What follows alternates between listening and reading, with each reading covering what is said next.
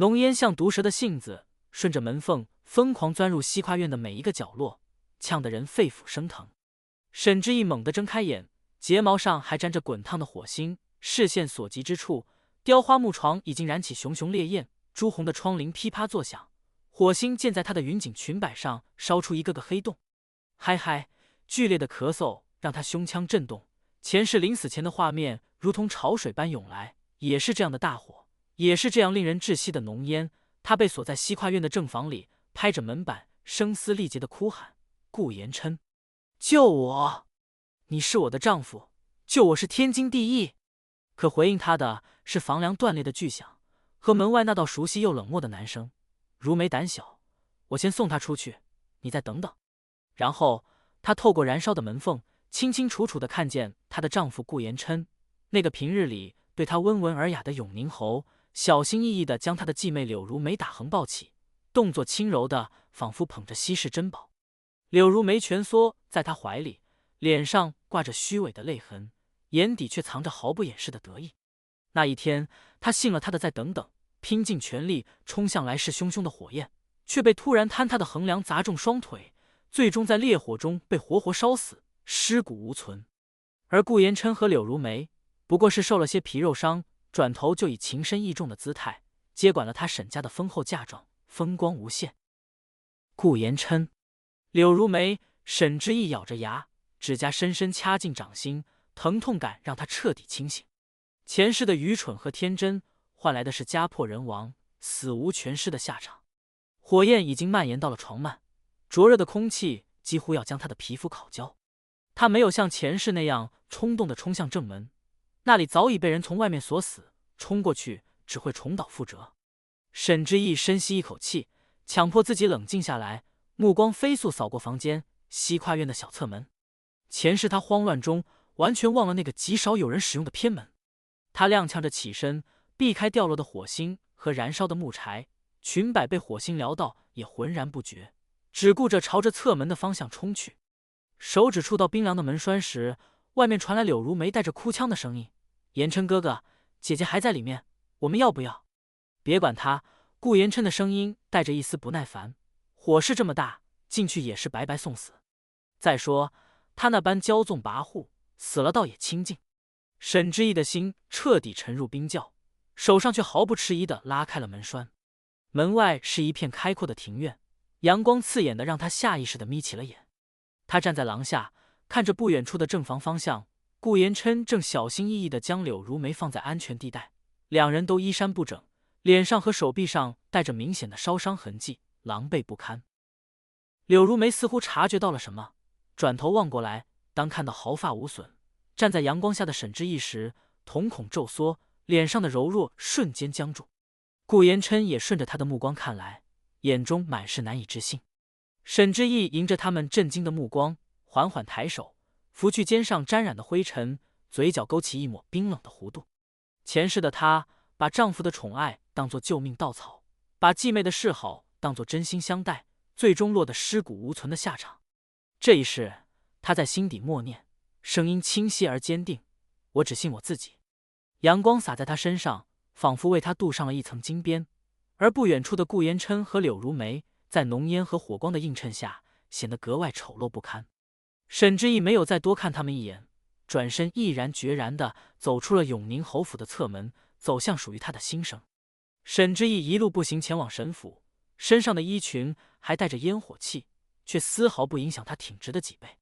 走到沈府朱漆大门前，两个门房正斜倚在门槛上闲聊，看到他过来，眼神里满是轻蔑，不仅没有上前迎接，反而故意挡在了门口。哟，这不是侯府的少夫人吗？怎么这副模样回来了？左边的门房上下打量着他，语气刻薄，莫不是被侯府赶出来了？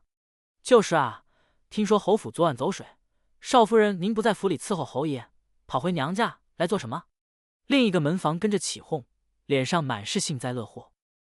沈之意眼神一冷，前世他回娘家时，这些门房也是这般怠慢，当时的他只顾着委屈哭泣，却忘了自己才是沈府嫡女。他缓缓抬起手，从发髻上拔下一只嵌着珍珠的发簪，反手一拧，发簪的尖端瞬间弹出一截锋利的匕首，寒光闪闪。让开！”他的声音不高，却带着不容置疑的威严。两个门房脸色一变，还想逞凶，却被沈之意眼中的狠厉吓得后退了一步。他没有多余的废话，直接抬脚跨过门槛，匕首在手中把玩着，留下两个面面相觑的门房愣在原地。走进正厅，继母周氏正坐在主位上喝茶，看到沈之意进来，脸上露出虚伪的笑容：“之意回来了，怎么这般狼狈？快坐，快坐，丫鬟上茶。”沈之意没有落座，目光直直地盯着周氏：“母亲，我的嫁妆该还给我了。”周氏脸上的笑容一僵，随即装出一副委屈的样子：“之意，你说什么呢？你的嫁妆不都在库房里好好存着吗？母亲怎么会动你的东西？是吗？”沈之意冷笑一声，从袖中掏出一块雕刻着凤凰图案的鎏金牌，啪的一声摔在桌上：“这是我母亲留下的掌家令牌，沈府内宅本该由我这个嫡女掌权。母亲私自挪用我的嫁妆填补家用，还想将我的铺面转到柳如梅名下，当我是瞎了吗？”令牌摔在桌上，发出清脆的响声，周氏的脸色瞬间变得惨白。周围的丫鬟仆妇们都低着头，不敢出声。沈之意目光扫过站在周氏身后的柳如梅，视线落在她手腕上的翡翠镯上。那镯子是她母亲的遗物，质地通透，上面刻着细小的莲花纹，是世间独一份的珍品。前世她直到死都不知道这镯子被柳如梅偷了去。如梅妹妹，沈之意的声音带着寒意：“你手腕上的镯子倒是别致的很，不知是从哪里得来的？”柳如梅下意识的想要藏起手腕，眼神闪烁：“姐姐说笑了，这是母亲送给我的。”哦。沈之意上前一步，不等柳如梅反应，一把抓住她的手腕，将镯子露了出来。这镯子内侧刻着我母亲的闺名婉娘，母亲去世前亲手交给我，怎么就成了母亲送给你的？柳如梅，你竟敢偷我母亲的遗物，好大的胆子！她的声音不大，却清晰地传遍了整个正厅。周氏想要辩解，却被沈之意冷冷的目光逼退。就在这时，沈之意的贴身丫鬟春桃匆匆跑了进来，看到沈之意，脸上露出慌乱的神色。春桃是他从小一起长大的丫鬟，前世他对春桃无比信任，却没想到春桃早就被周氏收买，不仅将他的行踪一一告知，还在他的饮食里下了慢性毒药，让他身体日渐虚弱。“小姐，您回来了。”春桃强装镇定，想要上前伺候。沈之意看着他，眼中没有丝毫温度：“春桃，我待你不薄，你却吃里扒外，勾结周氏和柳如梅，背叛我，你说该怎么罚？”春桃脸色煞白，扑通一声跪倒在地，连连磕头：“小姐，我错了，我是一时糊涂，求小姐饶了我吧。”“饶了你？”沈之意冷笑：“前世我饶了你们，换来的是什么？是烈火焚身，是家破人亡。”他转头看向管家，将春桃拖下去，杖责30，然后发配到边境庄子上，永世不得回京。管家愣了一下，看到沈之意手中的掌家令牌，不敢违抗，立刻让人将哭喊着的春桃拖了下去。正厅里的其他人都吓得瑟瑟发抖，没人敢再质疑沈之意的决定。周氏看着这一幕，浑身颤抖，却一句话也不敢说。柳如梅更是吓得躲在周氏身后，不敢露头。沈之意收回目光，语气平静，却带着威严：“从今日起，沈府内宅由我做主，我的嫁妆、铺面，任何人不得染指。谁要是再敢耍小聪明，春桃就是你们的下场。”他的话掷地有声，在场的人都齐声应和：“是，大小姐。”沈之意满意地点点头，他知道这只是开始，掌控了沈府内宅和自己的嫁妆，他就有了复仇的资本。那些亏欠他的人，他一个都不会放过。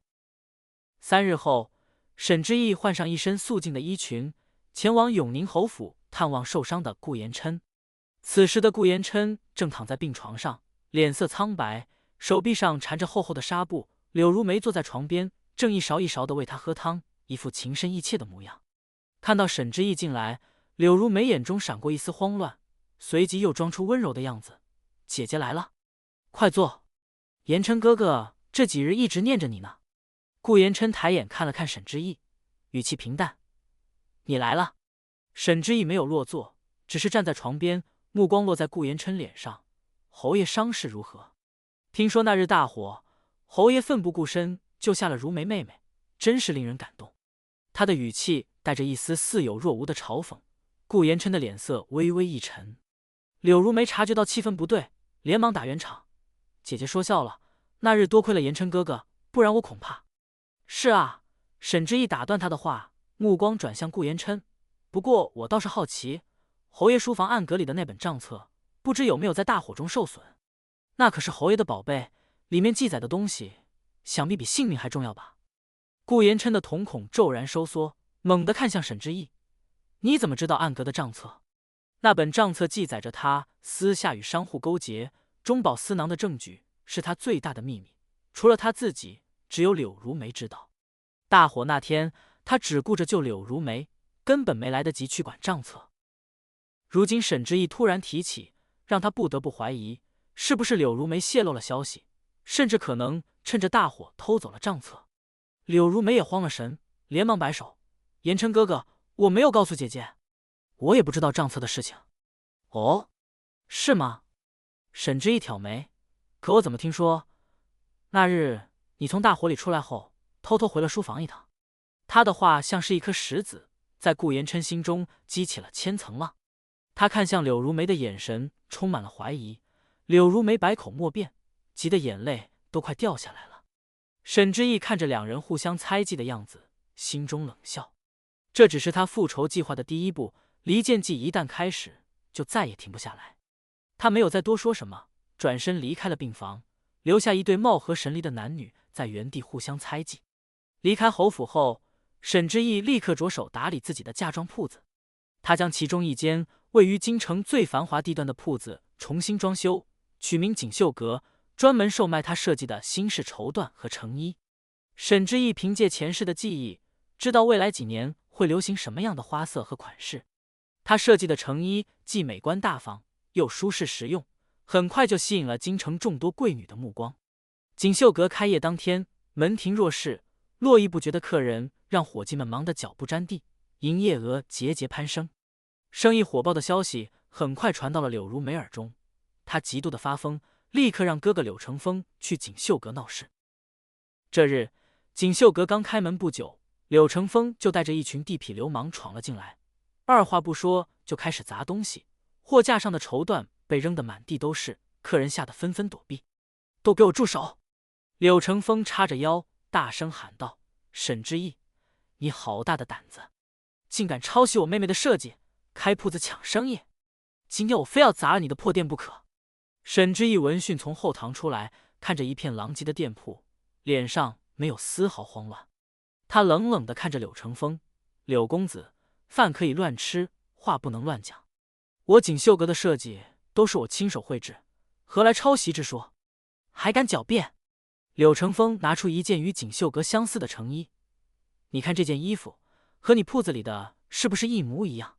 这明明是我妹妹早就设计好的，被你偷了去。”“哦，柳公子说这是柳如梅设计的。”沈之意冷笑一声，从袖中掏出一份文书：“这是我半年前在官府备案的设计图纸和申请文书，上面有官府的印章和备案日期。柳如梅的设计是什么时候出现的？敢拿出来给大家看看吗？”他将文书高高举起，周围的客人都围了过来，看清了文书上的日期和印章，纷纷议论起来。原来锦绣阁的设计早就备案了，看来是柳家在碰瓷啊。就是啊，柳如梅是什么德行，大家还不清楚吗？肯定是嫉妒人家生意好，故意找茬。柳成风的脸色一阵青一阵白，他没想到沈之意竟然早有准备。他还想狡辩，沈之意已经让人叫来的官差：“官差大人，此人无故砸毁我的店铺，还诬告我抄袭，请大人为我做主。”官差早就接到了沈之意的提前报备，此刻见状，立刻上前将柳成风和他带来的地痞流氓拿下。柳成风还想反抗，却被官差死死按住。“带走！”官差大喝一声，将柳成风等人押了出去。按照京城的律法，故意毁坏他人财物、诬告陷害，要打30大板，还要赔偿损失。沈之意看着柳成风被押走的背影，眼中没有丝毫波澜。这只是一个开始，柳家和顾延琛欠他的，他会一点一点讨回来。中秋佳节前夕，沈之意前往大报恩寺上香。他此行并非单纯为了祈福，而是为了与早已联系好的京城巡按张大人会面。张大人为官清廉，刚正不阿，一直暗中调查顾延琛通敌叛国的线索，却苦于没有确凿证据。沈之意前世偶然得知顾延琛贩卖军粮给敌国的秘密，这一事他早早就开始搜集证据，如今终于有了眉目。在大报恩寺的偏殿里，沈之意将一份初步整理好的证据交给张大人。张大人，这是顾延琛与敌国往来的部分书信，还有他暗中转移财产的账目。中秋家宴是揭露他罪行的最佳时机。张大人接过证据，仔细翻看后，眼中满是凝重。沈小姐放心，本官定会为民除害，绝不放过任何一个叛国贼。两人约定，中秋家宴当天，张大人带兵包围永宁侯府，当场拿下顾延琛。中秋之夜，永宁侯府张灯结彩，一派热闹景象。德月楼内，侯府众人齐聚一堂，参加中秋家宴。顾延琛的伤势已经痊愈，坐在主位上，柳如梅依偎在他身边，俨然一副女主人的姿态。侯老夫人坐在上首，脸上带着满意的笑容，似乎对这一切都很满意。沈之意作为侯府少夫人，自然也在受邀之列。她穿着一身暗红色的云锦长裙，妆容精致，神色平静地坐在角落，冷眼旁观着这虚假的繁荣。家宴进行到一半，沈之意缓缓起身，拿起酒杯，今日中秋佳节，阖家团圆，我有一件趣事要与大家分享，想必大家一定会感兴趣。众人的目光都集中在他身上，顾延琛皱了皱眉，有什么事不妨直说。沈之意微微一笑，拍了拍手。很快，两个仆妇扶着一位白发苍苍的老妇人走了进来，正是柳如梅的前夫邻居李妈。这位是李妈，沈之意介绍道，她来自城南的屠户巷，想必对如梅妹妹的过去很是了解。柳如梅的脸色瞬间变得惨白，尖叫道：“沈之意，你到底想干什么？快把这个疯婆子赶出去！”李妈却不受她的影响，对着众人磕了个头：“老奴见过各位大人夫人。”老奴要揭发，柳如梅根本不是什么清白之身，她早年曾嫁给屠户巷的张屠户为妻，后来嫌张屠户贫穷，偷偷跑了出来，还卷走了张家的全部积蓄。此言一出，全场哗然。侯老夫人的脸色瞬间变得铁青，指着柳如梅：“你说的是真的？千真万确。”李妈从怀中掏出一张婚书，这是当年柳如梅和张屠户的婚书，上面还有她的手印。柳如梅瘫坐在椅子上，浑身颤抖，一句话也说不出来。顾延琛的脸色也难看到了极点，他没想到自己捧在手心的女人竟然有这样不堪的过去。就在这时，沈之意又开口了：“除了这件事，我还有一件更重要的事情要告诉大家。顾延琛，你可知罪？”顾延琛猛地抬头，眼中满是阴鸷：“沈之意，你别在这里胡言乱语，我何罪之有？何罪之有？”沈之意冷笑一声，让人抬上来一个箱子，这里面是你贩卖军粮给敌国的往来书信和账本，上面还有你的亲笔签名和印章。你以为做的天衣无缝，却不知纸终究包不住火。他将书信和账本一一拿出，展示给众人看，上面的字迹确实是顾延琛的，印章也分毫不差。侯老夫人气得浑身发抖，一口鲜血喷了出来，瘫倒在椅子上。顾延琛彻底慌了，想要上前抢夺证据，却被沈之意带来的护卫拦住。“你还想狡辩吗？”沈之意从怀中掏出一块碧绿的玉佩，这是留声玉，能够记录声音。我早就派人在你的书房安装了监听，你与敌国使者的对话都在这里面了。他将留声玉放在桌上，很快里面就传出了顾延琛与敌国使者的对话声，内容不堪入耳，涉及贩卖军粮、泄露军情等诸多叛国行径。全场一片死寂，随后爆发出巨大的议论声。没想到顾延琛竟然是叛国贼，太可怕了！这样的人怎么配当永宁侯？就在这时，外面传来一阵脚步声，张大人带着大批官兵包围了德月楼，奉旨捉拿叛国贼顾延琛。顾延琛知道自己大势已去，眼中闪过一丝狠戾，猛地抽出腰间的匕首，朝着沈之意冲了过去。“都是你这个贱人，我杀了你！”沈之意早有防备，侧身避开，护卫立刻上前将顾延琛死死按住。顾延琛挣扎着，却无济于事，最终被官差戴上了手铐脚镣。柳如梅吓得瘫倒在地，哭喊着想要求饶，却被官差一并拿下。沈之意站在原地，看着被押走的顾延琛和柳如梅，看着瘫倒在椅子上生死不知的侯老夫人，心中没有丝毫波澜。前世的血海深仇，今日终于得报。顾延琛叛国一案很快就传遍了京城，朝野震动。皇帝震怒，下旨将顾延琛斩立决。柳家满门抄家，柳如梅因涉及叛国案，且作风不端，被发配到偏远的尼姑庵做苦力，永世不得回京。侯老夫人受此打击，一病不起，没过多久就去世了。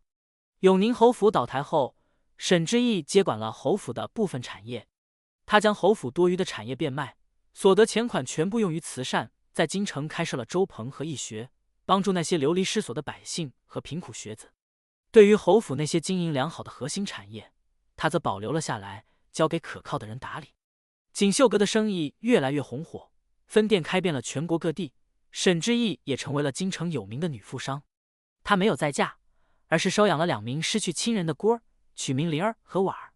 沈之意将自己的技艺倾囊相授，教他们读书识字，设计成衣。灵儿活泼开朗，对经商有着浓厚的兴趣，沈之意便让她跟着打理店铺的生意。婉儿心思细腻，擅长刺绣，沈之意就重点培养她的绣艺，希望她能成为一名出色的绣娘。时光荏苒，几年过去，灵儿和婉儿都长成了亭亭玉立的少女，能够独当一面。沈之意的好友苏婉凭借着自己的才华和努力，考上了女官，在宫中步步高升，成为了皇帝信任的得力助手。这日，夕阳西下，沈之意站在锦绣阁的顶楼，看着楼下繁华的街道和来来往往的人群。灵儿和婉儿依偎在他身边，叽叽喳喳地说着店铺里的趣事。不远处，苏婉穿着一身官服，缓缓走来，脸上带着笑容。之意，苏婉走到他身边，轻声说道：“今日休沐，特来看看你。”沈之意回头看着苏婉，眼中满是笑意：“你来了，快坐。”两人并肩站在顶楼，看着夕阳余晖洒在京城的每一个角落，心中都充满了平静和满足。没想到我们也有今天，苏婉感慨道：“当年你在侯府受苦，我还为你担心不已。如今你成为了有名的女富商，我也实现了自己的抱负，真好。”沈之意微微一笑：“是啊，一切都过去了。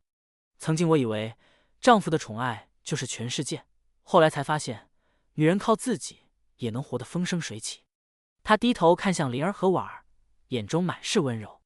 这一世，他没有爱情，却收获了亲情和友情；没有侯府少夫人的虚名，却凭借自己的努力活出了真正的自我。夕阳将他们的身影拉得很长，锦绣阁的灯火渐渐亮起，照亮了繁华的京城。沈之意知道，他的人生才刚刚开始，未来的路还很长，他会带着灵儿和婉儿，带着苏婉的友情，继续勇敢地走下去，活出更加精彩的人生。